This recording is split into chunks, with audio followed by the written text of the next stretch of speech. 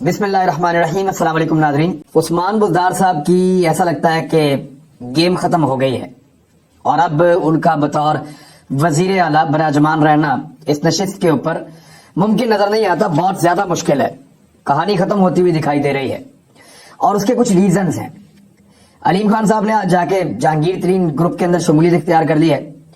तो अलीम खान एक ऐसे एमपी हैं जिनके साथ और लोग भी हैं, इन्होंने टिकट वेट भी बांटे हुए हैं। मैं ये सारा नंबर गेम आपको बताऊंगा कि अलीम खान के पास क्या है, जहांगीर तरीन के पास क्या है और इमरान खान के पास क्या बचा है उस्मान बुज़दार को बचाने के लिए। इसके ऊपर हम तफसील से बात करेंगे और ये मामला यहां तक क्यों पहुंचा इस पर भी बात करेंगे। लेकिन पहले मरियम नवाज बहुत ज्यादा गुस्से में है और उन्होंने धड़ाधड़ ट्वीट किए हैं और वो उन्होंने ट्वीट किए हैं इमरान खान के खिलाफ। बाकी तो पॉलिटिकल ट्वीट है, वो पाकिस्तान तहरीक इंसाफ के अंदर जो एक डिवाइड पैदा हुई है, एक बड़ी डिवाइड खासतौर पे पंजाब में, उस डिवाइड को लेकर बहुत ज्यादा खुश हैं और उसके ऊपर ट्वीट कर रही हैं, मकाफात अमल करार दे रही हैं और ये कह रही है कि गुरूर और तकब्बुर का ये नतीजा है और नवाज शरीफ के साथी उसको छोड़कर नहीं गए। ये वाकई बात ठीक है कि नवाज शरीफ साहब ने मुश्किल तरीन वक्त देखा है अपनी पॉलिटिक्स का और बहुत सारे लोग उनको छोड़कर नहीं गए जिनके बारे में लगता था शायद छोड़ जाएंगे। लेकिन इमरान खान साहब के साथी जो बहुत करीबी थे वो उनसे दूर जा रहे हैं। इमरान खान साहब उनको संभाल क्यों नहीं पाए और अब इमरान खान साहब को उनको इकट्ठा करने के लिए एक्टिविटीज करनी पड़ रही हैं।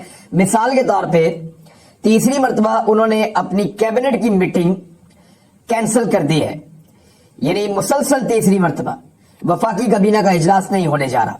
मरियम नवाज साहिबा की बाकी बातें ठीक है, पॉलिटिकल हैं, तो उनके ऊपर आप इत्तफाक कर सकते हैं, इख्तलाफ कर सकते हैं। लेकिन एक बात उन्होंने ऐसी की जिसके ऊपर मेरे ख्याल में बात जरूर होनी चाहिए। मरियम नवाज साहब ने ट्वीट करते हुए कहा कि खान साहब ने सिर्फ मुखालिफिन को ही नहीं बल्कि दूसरे मुमालिक को भी गालियां और धमकियां दी हैं। देखिए, इमरान खान की पूरी तकरीर मैंने सुनी है निकाल कर, कहीं भी किसी को गाली नहीं दी किसी मुल्क को और ना ही किसी मुल्क को धमकी दी है, बल्कि उन्होंने ये कहा क्या हम आपके गुलाम हैं? आपने हमें एक ऐसा खत लिख दिया, हम पे दबाव डाला कि हम जाकर ये वाली मजम्मत करें और ये वाले अल्फाज इस्तेमाल करें। क्या हम आपके गुलाम हैं? क्या आपने ऐसा खत इंडिया को लिखा? क्या आपने ऐसा खत बाकी मुल्कों को लिखा? इसमें गालियां कहां हैं? साथ ही इमरान खान ने यह भी पूछा कि हमने अपने 80,000 शहीद करवा लिए लोग और गलत फैसला किया वॉर एंड टेरर में जाने का। मैं होता तो कभी भी ना जाने देता लोगों को, उन्होंने ये कहा। और साथ ही ये कहा कि मैं होता ये ना होने देता, हमने 80,000 लोग अपने शहीद करवा लिए, हमें आपने शाबाश दी, हमारा शुक्रिया अदा किया, हमें अप्रिशिएट किया, बल्कि हमारे खिलाफ उल्टा प्रोपेगेंडा किया गया, हमारे ऊपर ड्रोन हमले किए गए। तो ये इमरान खान साहब ने शिकवा किया है दुनिया से और दुनिया को उनका दोहरा मेयार दिखाया है, दोगलापन जो है उसको एक्सपोज किया है। अब इसको गालियां देना तो नहीं कह सकते। हाँ, जो जबान उन्होंने फजल रहमान साहब के बारे में, नवाज शरीफ साहब के बारे में, शहबाज शरीफ साहब के बारे में इस्तेमाल की है, वो जबान पीएमएलएन भी करती है, बाकी जमातें भी करती हैं, पीपल्स पार्टी भी करती है और जलसों में सारे ऐसी जबान इस्तेमाल करते हैं। वो जबान बतौर वज़ीर आज़म आप कह सकते हैं कि इमरान खान साहब को इस्तेमाल करनी चाहिए थी या नहीं करनी चाहिए थी, तो क्योंकि आप लोग भी गालियां देते हैं वो भी देते हैं, तो यहां पे तो ठीक है। लेकिन और दोनों ठीक नहीं कर रहे। लेकिन जहां तक मामला है कि यूरोपीय यूनियन को इमरान खान साहब ने गालियां दी, तो बिल्कुल गालियां नहीं दी। ये खबर बिल्कुल और ये बात बिल्कुल गलत है, दावा गलत है। ना उन्होंने किसी और मुल्क को धमकी दी, ना किसी और मुल्क को गाली दी, बल्कि उन्होंने मौक़िफ़ रखा है। फवाद चौधरी के बकौल फोन आया है यूरोपीय यूनियन के सदर का। वज़ीर आज़म का यूरोपीय यूनियन कौंसिल से यूक्रेन तनाज़ा पर तशवीश का इजहार। इमरान खान ने ट्विटर के ऊपर पहले यह बताया कि आज यूरोपीय यूनियन कौंसिल के सदर से यूक्रेन की सूरत हाल के बारे में तबादला ख्याल हुआ है और मैंने तरक्की पजीर ममालिक पर मॉस्को और केफ कहते हैं जी, वो यूक्रेन का दारुल हुकूमत, यानी यूक्रेन और रूस के दरमियान जो फौजी तनाज़ा है उसके मनफी इक्तसादी जो असरात या माशी असरात जो पड़ेंगे तरक्की पजीर ममालिक पर, उसके बारे में मैंने सूरत हाल को उजागर किया है। इमरान खान ने कहा कि रूस और यूक्रेन फौजी तनाज़े पर तशवीश का इजहार मैंने किया है। मैं जंगबंदी और तनाव में कमी की फौरी जरूरत पर जोर देता हूं, यह भी इमरान खान साहब ने कहा। वज़ीर आज़म इमरान खान ने कहा कि मैंने इंसानी इमदाद की अहमियत पर जोर दिया, बातचीत और सफारतकारी के जरिए हल की अपील का आदा किया। मैं पहले भी ये कहता रहा हूं, दोबारा यही कह रहा हूं कि बातचीत की जाए, सफारतकारी के जरिए से ये मामला हल किया जाए। انہوں نے مزید کہا کہ ہم نے اتفاق کیا ہے یورپی یونین کے جو کونسل کے صدر ہیں انہوں نے، اور میں نے یہ اتفاق کیا ہے کہ پاکستان جیسے ممالک اس کوشش میں سہولت کار کا کردار ادا کر سکتے ہیں، یعنی ہم اور ہمارے جیسے اور ممالک ہم سہولت دے سکتے ہیں کہ جناب آپ بیٹھیں، پیس کے ساتھ بات کریں، امن کے ساتھ بات کریں، آپس میں معاملات کو حل کریں، ڈائیلاگ کر لیں، اس لڑائی کو نہ بڑھائیں۔ لڑائی بڑھنے سے ہمارے جیسے غریب ملکوں پہ، کیونکہ گندم آپ دیتے ہیں، گیس آپ دیتے ہیں، تیل آپ کے وہاں نکلتا ہے، بہت ساری اجناس آپ پوری دنیا کو دے رہے ہیں، تو جب آپ وہ چیزیں نہیں دیں گے، آپس میں لڑیں گے تو وہ چیزیں مہنگی ہو جائیں گی، تو زیادہ اثرات ہمارے اوپر پڑیں گے۔ مشترکہ مقاصد کو فروغ دینے کے لیے قریبی مصروفیت کا منتظر ہوں۔ انہوں نے قریب فیوچر میں بھی عمران خان صاحب نے کہا کہ میں اس کے لیے منتظر ہوں۔ اس اہم ترین پولیٹیکل موو پہ، اہم ترین پولیٹیکل موقع پر وزیر اعظم عمران خان سے army chief general Qamar Javed Bajwa کی ملاقات بھی ہوئی ہے اور ملک کی داخلی اور خارجی صورتحال سے متعلق امور کا جائزہ لیا گیا ہے، جبکہ ملاقات میں پاک فوج کے پیشہ ورانہ امور سے متعلق بھی تبادلہ خیال کیا گیا ہے۔ دیکھیں، اس کو آپ پولیٹکس کے ساتھ بے شک جوڑیں، اپنے دماغ میں ہم بہت ساری چیزیں پیدا کر سکتے ہیں، لیکن حالات دہشت گردی کے حوالے سے ملک میں تقاضا کرتے ہیں بہت سنجیدہ ایفرٹ کا۔ آرمی چیف اور وزیر اعظم کے درمیان جو چیزیں بیان کی گئی ہیں یا جو اعلامیہ ہے اس کے مطابق معاملات داخلی اور خارجی سیکورٹی امور کے متعلق تھا، اور حال ہی میں پاکستان میں دہشت گردی کے واقعات بڑھے ہیں، چاہے وہ بلوچستان میں ہماری فورسز کے اوپر اٹیک ہو رہے ہوں، چاہے وہ پشاور کے اندر قصہ خانی بازار میں ایک مسجد کے اوپر اٹیک ہوا ہو، داعش بھی حملے کر رہی ہے، ٹی ٹی پی بھی حملے کر رہی ہے۔ اس کے علاوہ جو بلوچستان کے اندر مختلف آرمیز بنی ہوئی ہیں اور گروپس بنے ہوئے ہیں جو ریاست پاکستان کو نقصان پہنچاتے ہیں، ان کے خلاف لڑائی کرتے ہیں، وہ بھی اپنی کارروائیاں کر رہے ہیں، اور کراچی کے اندر جو کرائم انڈیکس ہے وہ کہاں پہنچا ہوا ہے۔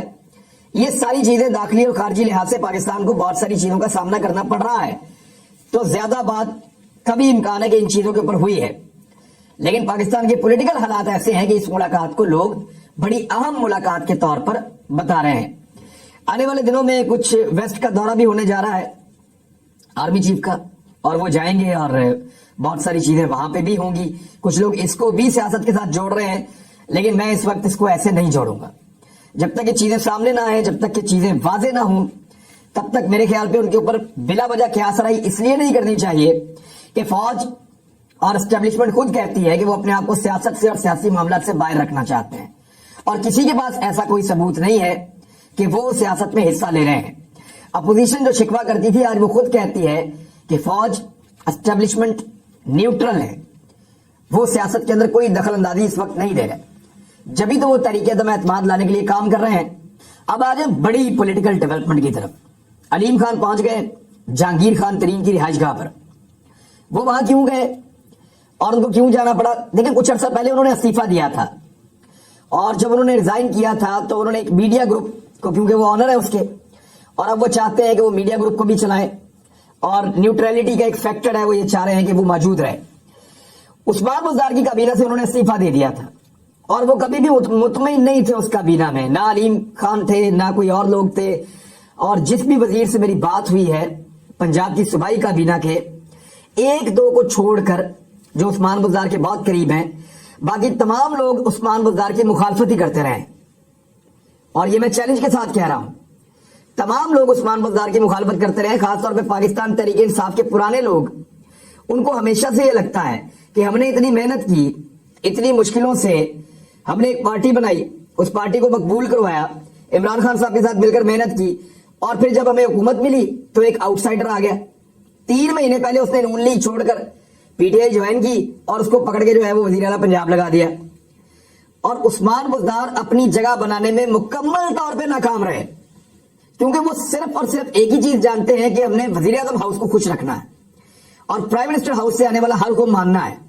اس نے آج تک وزیر اعظم عمران خان صاحب سے، یا عمران خان صاحب کے ساتھ جو بیوروکریٹ موجود ہیں، یا عمران خان صاحب کی جو قریبی ٹیم ہے، ان کی کسی بات سے عثمان بزدار نے کبھی کوئی اعتراض نہیں کیا، کوئی اختلاف نہیں کیا۔ اختلاف تو تب کرے گا جب سوچے گا، وہ تو تب کرے گا جب کوئی ویژن اپنا ذاتی ہوگا، جب کوئی ترقی کا، خوشحالی کا کوئی اپنا ذاتی ویژن ہوگا، کچھ چیزوں کے اوپر کام کر رہے ہوں گے۔